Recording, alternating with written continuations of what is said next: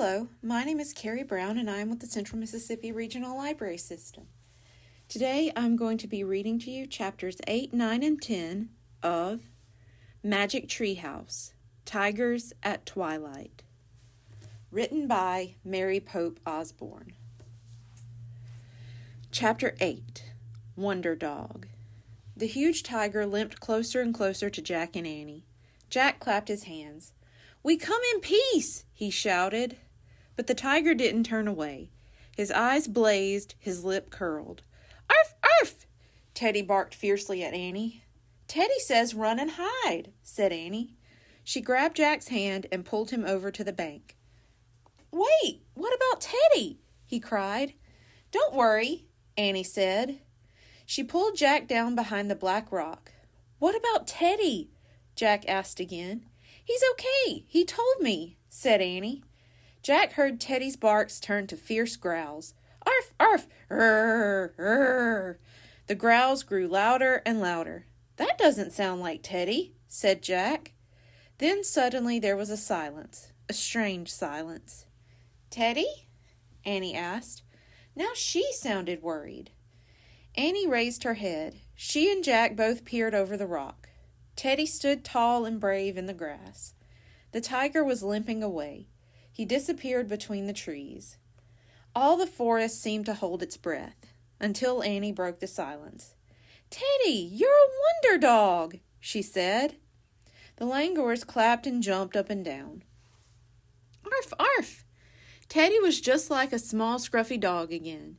He wagged his tail and ran to Annie and Jack. Annie scooped him into her arms. "You saved us," she said. "How did you drive away that tiger?"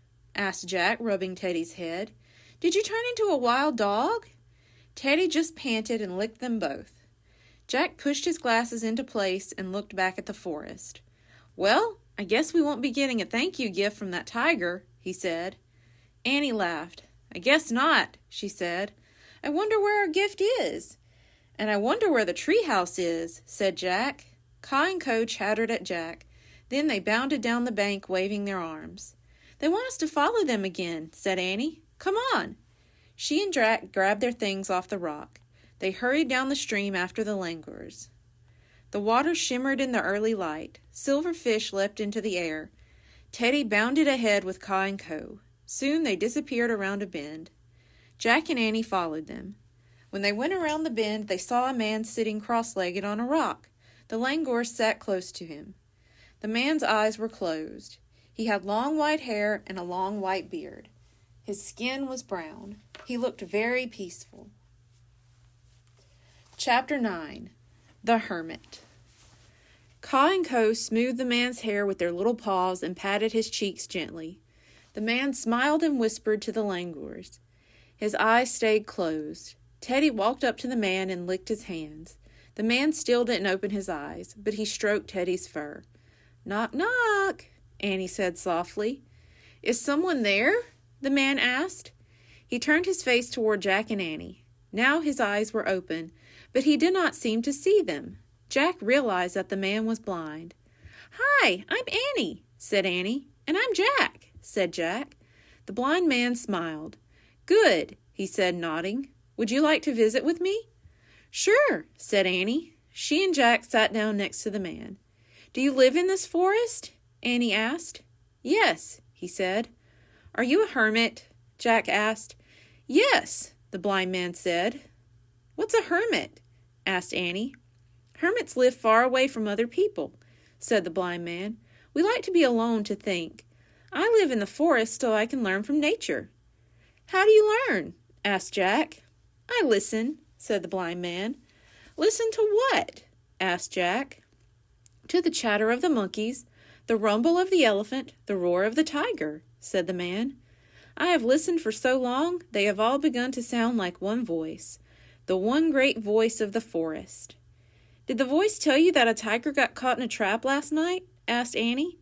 "Yes," the hermit said. "And did it tell you that after we saved him, he tried to attack us?" said Jack. The blind man smiled. "Please bring me one of the white flowers floating on the stream," he said.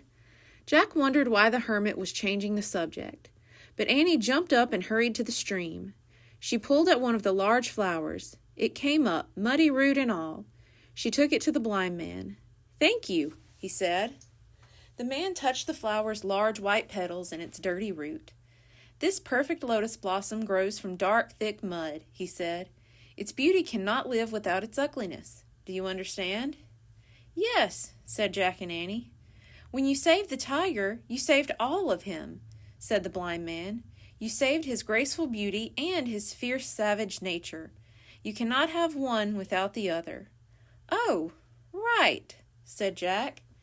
"Take this lotus as a thank you gift from all the forest for saving our fierce friend," said the blind man.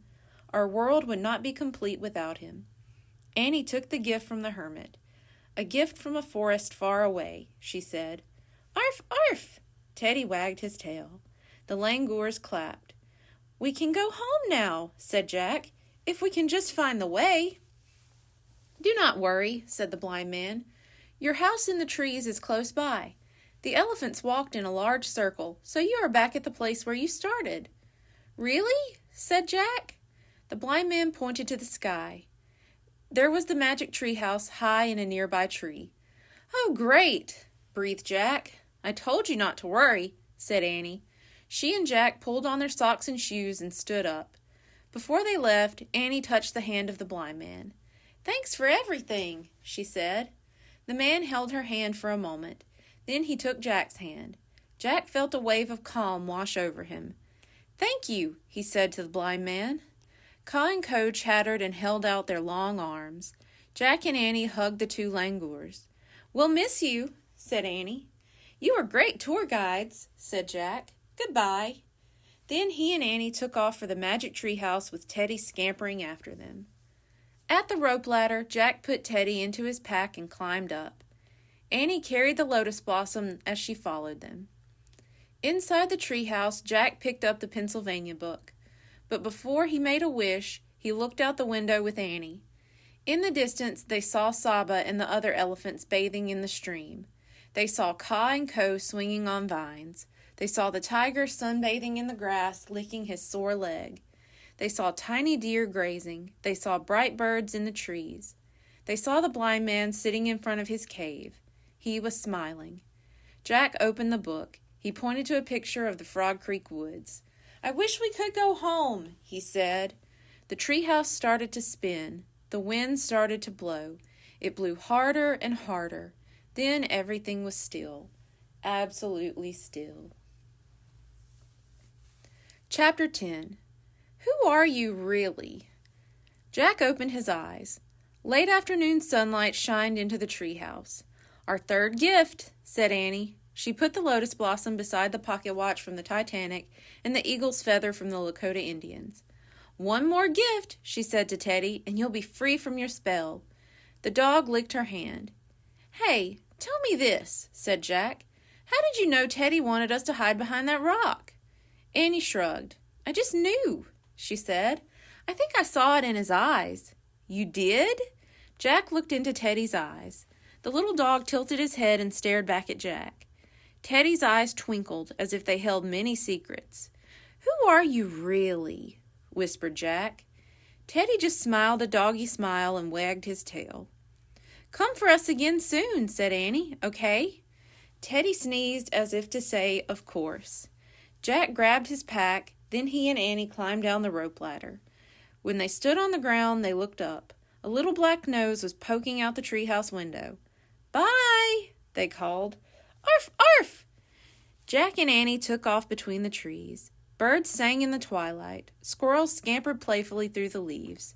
The Frog Creek woods were very tame after the forest in India. Soon they came to their street. As they walked to their house, the last bit of daylight was slipping away. Before they went inside, Jack and Annie sat on their steps. "I have 2 questions," said Jack. "If the hermit couldn't see, how did he know about the treehouse? And how did he know that we had traveled all night with the elephants?" "Easy," said Annie. "The one great voice of the forest told him." Said Jack. He closed his eyes for a moment and listened. He heard a car going down the street. He heard a woodpecker pecking. He heard crickets chirping. He heard a screen door opening. He heard a mom saying, "Time for dinner, kids." All the sounds were like one great voice, the one great voice of home. The end. Thank you. Goodbye.